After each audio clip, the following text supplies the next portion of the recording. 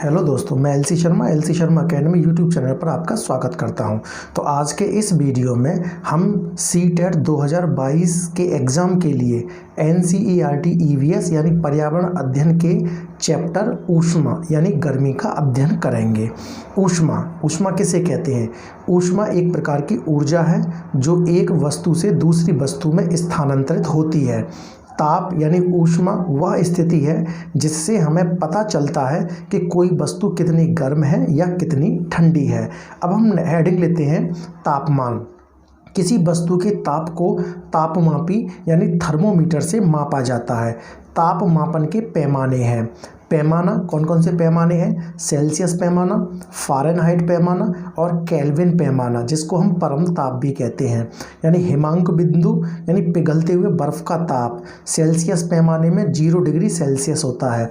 भाप बिंदु यानी क्वथनांक बिंदु उबलते हुए जल का ताप सेल्सियस पैमाने में 100 डिग्री सेल्सियस होता है। यानी पिघलते बर्फ़ का जो ताप है वो सेल्सियस पैमाने में 0 डिग्री सेल्सियस और उबलते जल का जो ताप है सेल्सियस पैमाने में 100 डिग्री सेल्सियस होता है। ऐसे ही फ़ारेनहाइट पैमाने में पिघलते हुए बर्फ़ का ताप 32 डिग्री फ़ारेनहाइट और उबलते हुए जल का ताप 212 डिग्री फ़ारेनहाइट होता है। ऐसे ही केल्विन पैमाने में पिघलते हुए बर्फ़ का ताप 273 केल्विन और उबलते हुए जल का ताप 273 केल्विन होता है। अब हम लेते हैं नेक्स्ट हेडिंग मनुष्य का तापमान। मनुष्य के तापमान को 2 प्रकार के तापमापी से मापा जाता है। ये हैं डॉक्टरी तापमापी जो सेल्सियस स्केल कहलाता है। ये क्या होता है? यह एक लंबी, बारीक और समान व्यास की कांच की नली होती है। इसके एक सिरे पर बल्ब होता है जिसमें पारा भरा होता है। पारा गर्म होने पर फैलता है। तापमान पर पारा बल्ब से ऊपर की ओर चढ़ जाता है। इससे हम 35 डिग्री सेल्सियस से 42 डिग्री सेल्सियस तक के ताप को माप सकते हैं। इस तापमापी से मनुष्य का सामान्य तापमान 37 डिग्री सेल्सियस होता है। इस तापमापी को धूप या आग के पास नहीं रखना चाहिए। नोट यानी विशेष बात, आजकल डिजिटल तापमापी यानी अंकीय तापमापी का प्रयोग होता है जिसमें पारे का उपयोग नहीं होता है। नेक्स्ट हम लेते हैं फ़ारेनहाइट स्केल। यह भी एक लंबी और समान व्यास की कांच की नली होती है।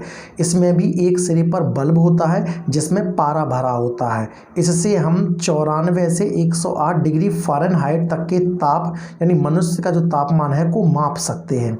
इस तापमापी से मनुष्य का सामान्य तापमान 98.6 डिग्री फ़ारेनहाइट होता है।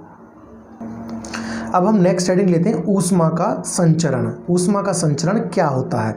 जब ऊष्मा एक वस्तु से दूसरी वस्तु में स्थानांतरित होती है या एक स्थान से दूसरे स्थान पर जाती है तो उसे ऊष्मा संचरण कहते हैं।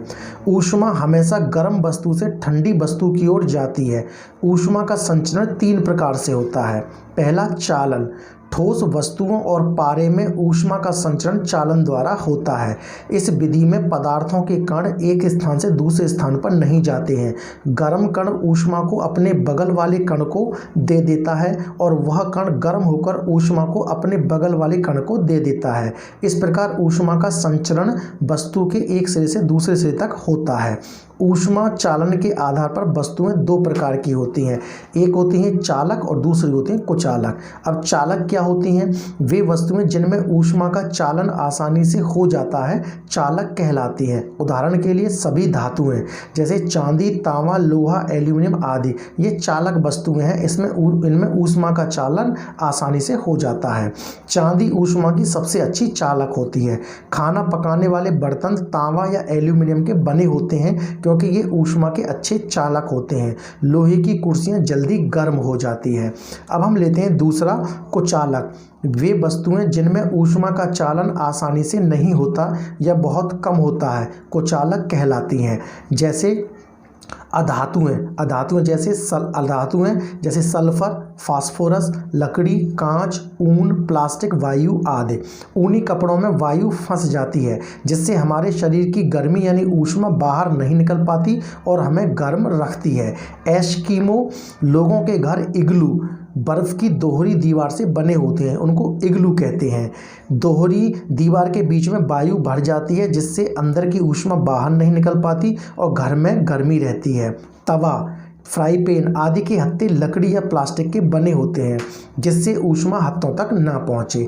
शीशा और वायु ऊष्मा की कुचालक होती है। नेक्स्ट हेडिंग लेते हैं हम संवहन। इस विधि से तरल और गैसों में ऊष्मा का संचरण होता है। इस विधि में तरल या गैस के कण गर्म होकर ऊपर उठ जाते हैं और उनकी जगह ठंडे कण नीचे आ जाते हैं। फिर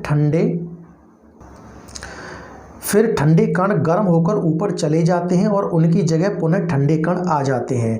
यह प्रक्रिया तब तक चलती है जब तक कि सारा पदार्थ गर्म ना हो जाए। समुद्र के आसपास के क्षेत्र का मौसम संवहन के कारण ही एक जैसा रहता है। दिन में स्थल जल्दी गर्म हो जाता है जिससे वायु हल्की होकर ऊपर चली जाती है और इनकी जगह लेने के लिए समुद्र से ठंडी वायु स्थल की तरफ आ जाती है, जिसे समुद्री समीर कहते हैं। समुद्री समीर किसे कहते हैं? वायु हल्की होकर ऊपर चली जाती है और इनकी जगह लेने के लिए समुद्र से ठंडी वायु स्थल की तरफ आ जाती है, जिसे समुद्री समीर कहते हैं। रात में स्थल जल्दी ठंडा हो जाता है परंतु समुद्र का पानी गर्म ही रहता है, जिससे समुद्र के ऊपर की वायु गर्म होकर ऊपर चली जाती है और उसकी जगह लेने के लिए स्थल की ठंडी वायु समुद्र की तरफ आ जाती है, जिसे स्थलीय समीर कहते हैं। फ्रिज में भी वस्तुएं संवहन के कारण ठंडी रहती हैं। फ्रिज में नीचे की वायु गर्म होकर ऊपर उठती है और फ्रीजर की पेटिका से टकराकर ठंडी होकर नीचे आती है और वस्तुओं को ठंडा कर देती है। पृथ्वी का वायुमंडल भी संवहन के कारण गर्म होता है। नेक्स्ट हेडिंग लेते हैं हम विकिरण। विकिरण क्या होता है? इस विधि में ऊष्मा के स्थानांतरण के लिए किसी माध्यम की जरूरत नहीं होती है। पृथ्वी पर सूर्य की ऊष्मा विकिरण के द्वारा ही पहुंचती है। हमारा शरीर विकिरण के द्वारा ही बाहर से ऊष्मा प्राप्त करता है। आग से ऊष्मा विकिरण के द्वारा ही प्राप्त होती है। जब रात में बादल होते हैं तब वातावरण गर्म होता है क्योंकि पृथ्वी के द्वारा छोड़ी गई ऊष्मा बादलों से टकराकर विकिरण के द्वारा पृथ्वी पर वापस आ जाती है। अब हम नेक्स्ट हेडिंग लेते हैं ऊष्मा अवशोषक और परावर्तक। जो वस्तुएं ऊष्मा को अवशोषित कर लेती हैं उन्हें ऊष्मा अवशोषक कहा जाता है। गहरे रंग की वस्तुएं अच्छी ऊष्मा अवशोषक होती हैं, इसलिए हम सर्दियों में गहरे रंग के कपड़े पहनते हैं। नेक्स्ट ऊष्मा परावर्तक। जो वस्तुएं ऊष्मा को परावर्तित कर देती हैं उन्हें ऊष्मा परावर्तक कहा जाता है। परावर्तक का मतलब होता है लौटा देना। हल्के रंग की वस्तुएं अच्छी ऊष्मा परावर्तक होती हैं, इसलिए हम गर्मियों में हल्के रंग के कपड़े पहनते हैं। नेक्स्ट हम हेडिंग लेते हैं गलनांक बिंदु। गलनांक बिंदु किसे कहते हैं? एक निश्चित ताप पर जब एक ठोस वस्तु तरल पदार्थ में बदलती है तो उस ताप को गलनांक बिंदु कहा जाता है। बर्फ 0 डिग्री सेल्सियस पर पानी में बदलने लगती है, अतः बर्फ का गलनांक है 0 डिग्री सेल्सियस। नेक्स्ट हेडिंग है हिमांक बिंदु। एक निश्चित ताप पर जब तरल पदार्थ ठोस वस्तु में बदलता है तो उस ताप को हिमांक बिंदु कहते हैं। पानी यानी जल का हिमांक बिंदु है 0 डिग्री सेल्सियस। नेक्स्ट हम हेडिंग लेते हैं क्वथनांक बिंदु। एक निश्चित ताप पर जब एक तरल पदार्थ भाप में बदलता है तो उस ताप को क्वथनांक बिंदु कहते हैं। तो जल का क्वथनांक बिंदु है 0 डिग्री सेल्सियस, यानी पानी को जब हम 0 डिग्री सेल्सियस तक गर्म करेंगे तो वो भाप में बदलना शुरू हो जाता है। गर्म चीज़ को ठंडा करने के लिए हम फूंक मारते हैं और वह चीज़ ठंडी हो जाती है। ऐसा इसलिए होता है क्योंकि गर्म चीज़ की अपेक्षा हमारी फूंक ठंडी होती है। जब ठंडी फूंक गर्म चीज़ से मिलती है तो ऊष्मा गर्म चीज़ से ठंडी फूंक की तरफ स्थानांतरित हो जाती है और गर्म वस्तु ठंडी हो जाती है।